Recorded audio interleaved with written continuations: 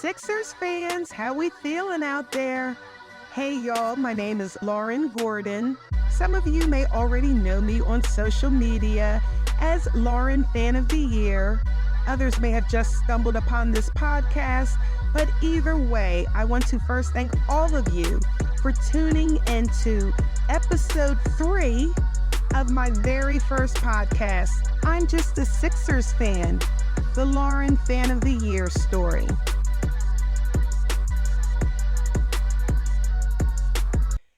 Now let's continue the story. Weeks after finally getting my Sixers starter jacket for Christmas in 1986, we brought in the new year, 1987. I could not wait to go back to school after winter break to show off my new jacket. I was now in the second half of my junior year of high school. I was still collecting everything Sixers. I was still filling all the pages in my scrapbook. And the 1986-1987 season would be Matt Guokas' second season, and we would end the regular season 45-37. We lost to the Milwaukee Bucks in the playoffs in a 5-game series. And the 86-87 roster consisted of Charles Barkley, Mo Cheeks, Steve Coulter, Dr. J, World B. Free, Kenny Green, Roy Henson, Tim McCormick, Mark McNamara, Cliff Robinson, Jeff Ruland, Sedale Threatt, Danny Vrains, David Wingate, and I forgot at this point, Moses was no longer on the roster because as I mentioned in episode 2, we had traded Moses to the Washington Bullets. Now we know them as the Washington Wizards for Jeff Ruland. And I just remember Jeff Ruland having a lot of knee problems. But anyway, back to the story. At the end of the 87 season, I had just wrapped up my junior year of high school. I was still working at Ponderosa Steakhouse, saving up my money for Sixers camp. I was checking the newspaper every day, and then I saw the ad. I was so excited because unlike last year, I saw the ad early. I remember filling out the application, and a few weeks later, I got the packet in the mail. And it's funny because nowadays, all this information would have just been on a website. But y'all, this was before the internet. And back then, we only had snail mail. I had to drop the application in the mail, wait for them to receive my packet, hope it didn't get lost in the mail, wait for them to process my application, and then wait to receive the acceptance or rejection letter.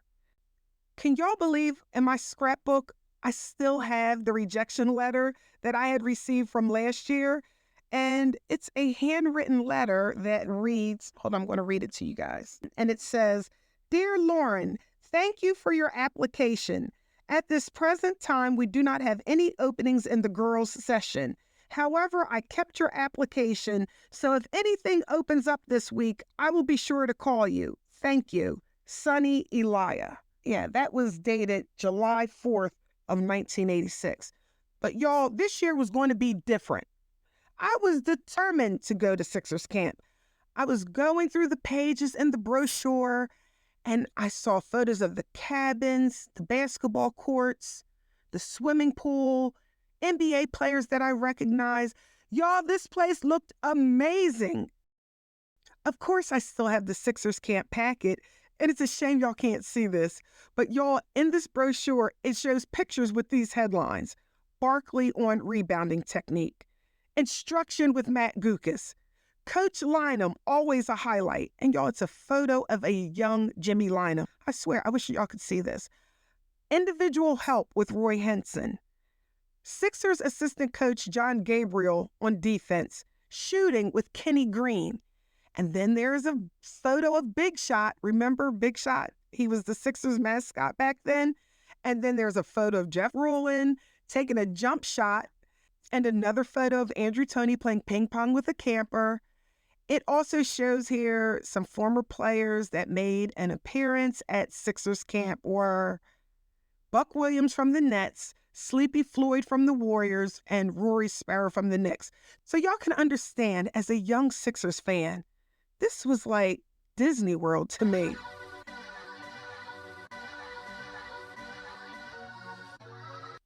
I wanted to go to Sixers camp so bad. Then I read if you registered early, you would get a pair of New Balance high tops valued at $60. Y'all, I'm cracking up because I'm pretty sure this was even before Air Jordans. And with early registration, you would also receive 3 free Sixers tickets valued at, get this, y'all, $12 each for an upcoming Sixers games. And you would also receive an official camp shirt. And because I was under 18, my mom had to fill out all the forms. I had to get a health physical. And once again, we sent off the completed forms and the money order for, y'all, I actually have the receipt here. Hold on a sec. Oh my goodness, y'all, the camp fee was $275. Y'all, I'm cracking up because at the time, that was a lot of money. At least it was for my family. Now it's a steal because they even gave you a brand new pair of high-top New Balance sneakers.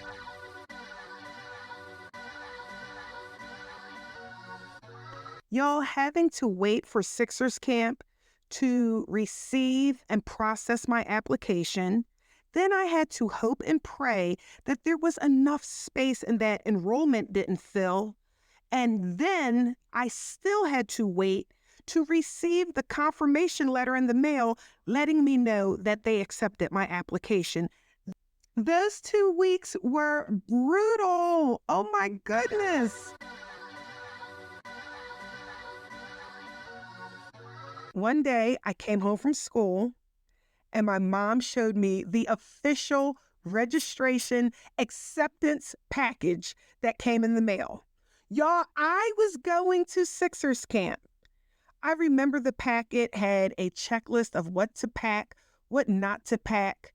And I remember being so excited, packing my suitcase. And y'all, can y'all believe I still have all of the materials that came in that acceptance package? This was from 37 years ago. I cannot believe I held on to all of this stuff. I don't know why I decided to hold on to this stuff, but little did I know that preserving all of this memorabilia would later help me win the Fansided Fan of the Year contest 32 years later.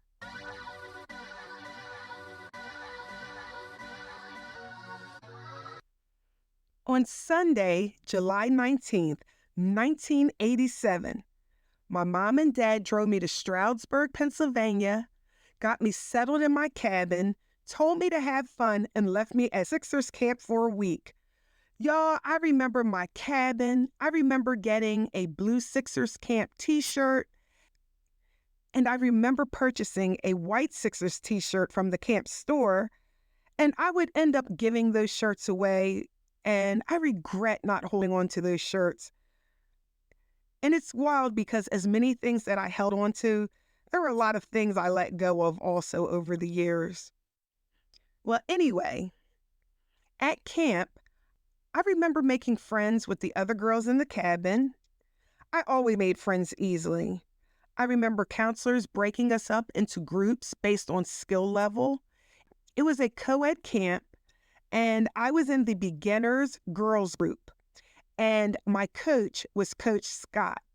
Coach Scott was cool. He taught us the basics: dribbling, passing, shooting, defending. And just because we were beginners didn't mean he didn't push us.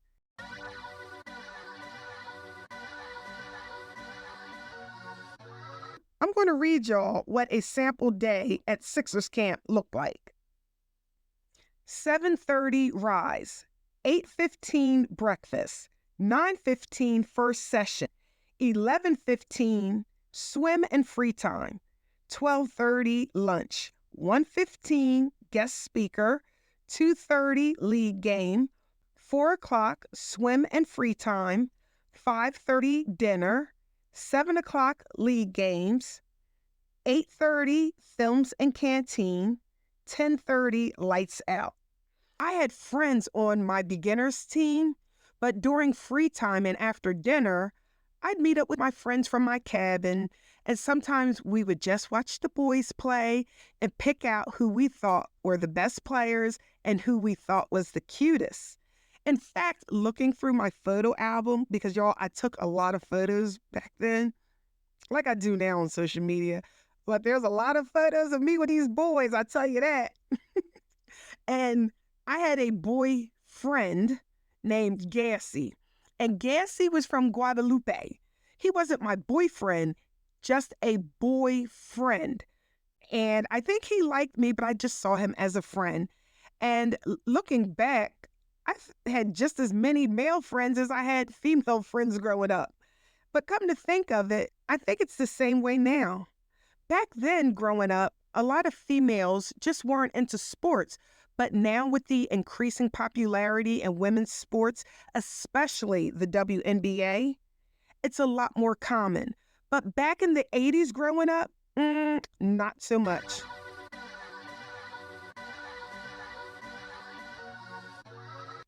I loved it at Sixers camp. It was literally basketball from sun up to sundown. I would go swimming in my free time, and I was active all day. They would have players come talk to the campers, and I would meet Roy Henson, Nate Blackwell, who was a Temple grad, who would be selected by the San Antonio Spurs. I also met Fat Lever from the Denver Nuggets and LaSalle Thompson from the Sacramento Kings. And of course, I brought my Sixers scrapbook with me to camp. And y'all, I was able to get their autographs on the back cover, which I still have right here. We didn't have cell phones back then, and I had to take my pictures with a disposable Kodak camera, and my photo with Roy Henson ended up missing over the years. Who knows what happened to my photo with Roy Henson, but I still have my other photos from Sixers camp, and I still have my photo with Nate Blackwell.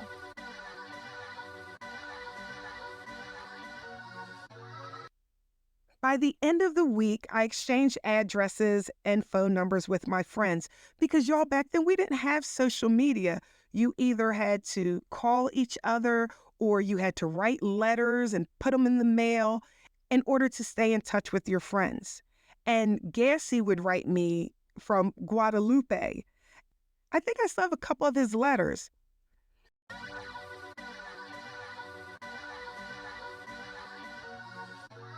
I still have my progress report that I received from Coach Scott, and I'm going to share it with all of you. So you were either graded fair, good, or excellent. I was graded between fair and good for my rebounding and my ball handling with the opposite hand. I was rated good for shooting form, one-on-one moves, movement without ball, free throws, and dribbling. I was rated between good and excellent for passing, slides, talking, and off-the-ball defense.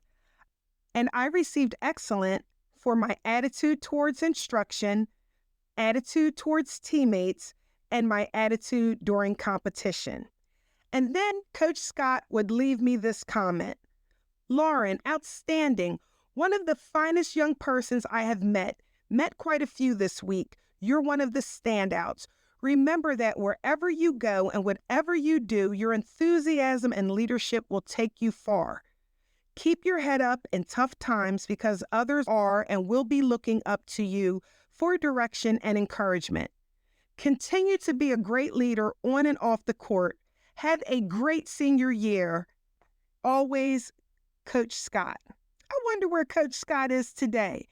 I bet he didn't realize then that decades later he would play such a wonderful part of my story. Coach Scott, wherever you are, thank you.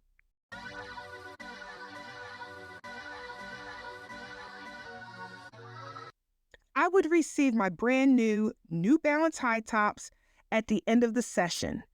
I also had a couple more Sixer shirts to add to my collection. It was such an intense week of basketball, And I remember drinking lots and lots of water. And I remember coming home, getting on a scale, and saw that I had lost 10 pounds. I felt great physically, mentally, emotionally. I had built my confidence. And after 1 week at Sixers camp, I felt I had really improved as a player.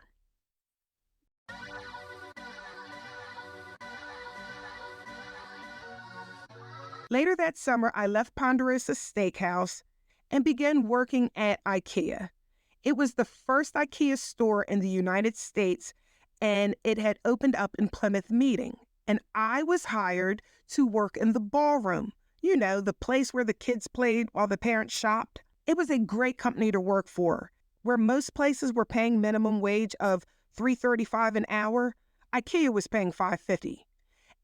I remember as an employee, when I came into the employee entrance, the ladies' locker room was to the right, and then you passed the men's locker room, and then you turned to the left. The time clock was on the wall, which was also on the left. I would have to walk through huge double doors, go through the full-serve warehouse to get to the reception and ballroom play area where I worked. So to get back and forth to the time clock to punch out for my breaks and for lunch, I would always have to walk through the warehouse. And this warehouse was employees only. This is the part of the warehouse where the workers would be going up and down the aisles on forklifts, pulling the heavier IKEA items to hand off to the full-serve handout employee, who would then hand the cart off to the customer for pickup.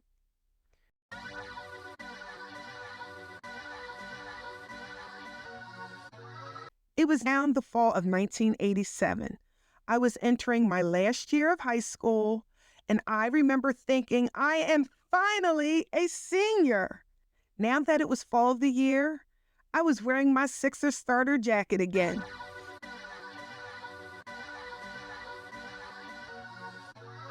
One day I was walking through the warehouse when one of the forklift workers hopped off their forklift and yelled, "Sixers!" Of course, that got my attention. I turned around and I smiled and I said, "That's right." He said, "Are you going to lunch?" I said, "Yup." He said, "Are you eating here or are you going to the mall?" IKEA sat in the Plymouth Meeting parking lot, so I would walk across the parking lot to the mall for lunch. And I said, "Going to the mall." He asked, "Do you want some company?" He was very respectful, very kind, and not bad looking, so I said, "Sure."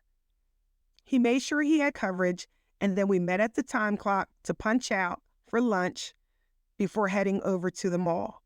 I can't tell you where we ate or what I ate, but I do remember he offered to pay for my lunch, which I respectfully declined. I had my own money, y'all, and I didn't want him thinking I owed him anything. But I remember we spent the entire time just getting to know each other. The formalities. And of course, we started talking about the Sixers. And to my surprise, I had met someone who loved and knew as much, if not more, about the Sixers and the NBA than me. Seriously, how is this even possible? He told me his name was Larry. If we worked the same shift, Larry and I would end up taking our breaks and lunches together. We would spend so much time just learning about each other and talking about the Sixers, of course. And y'all, he matched my fandom. And this was a huge turn on. Larry was 3 years older than me, and he was in college. He was about to start the manager training program at IKEA, so I knew he was ambitious. He still lived at home, but he was looking to get his own place. He had his own car. In fact, it was a brand new Audi 5000. I could tell Larry had a good head on his shoulder. He was big on family. He had goals. He was kind. He was a gentleman. And he loved talking Sixers as much as I did.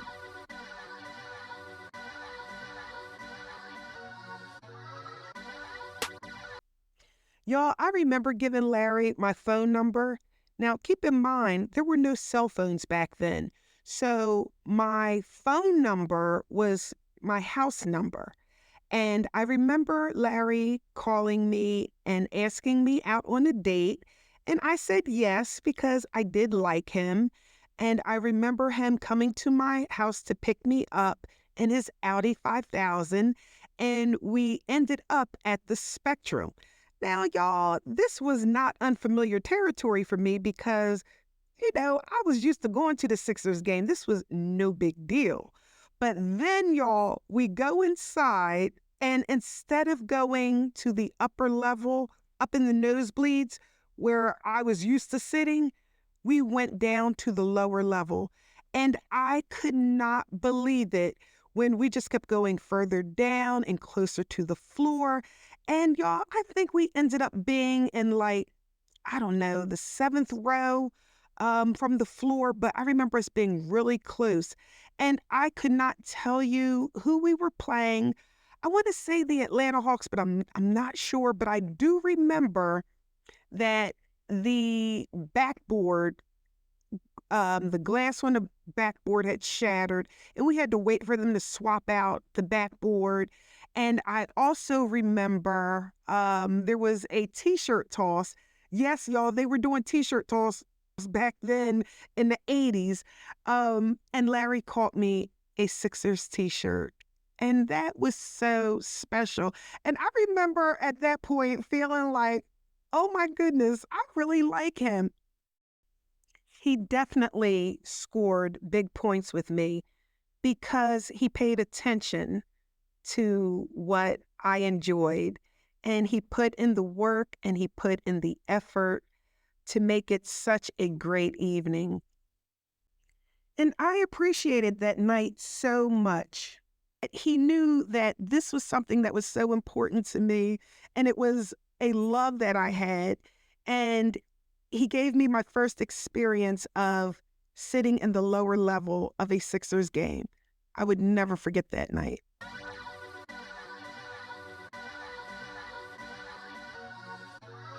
Spending time with Larry was easy. He liked talking about the Sixers more than me. How was this even possible?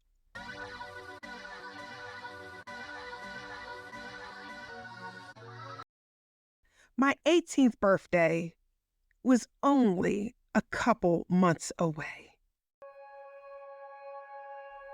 I know my mom said I had to wait until I was 18 before I could have a boyfriend, but Larry could be the one.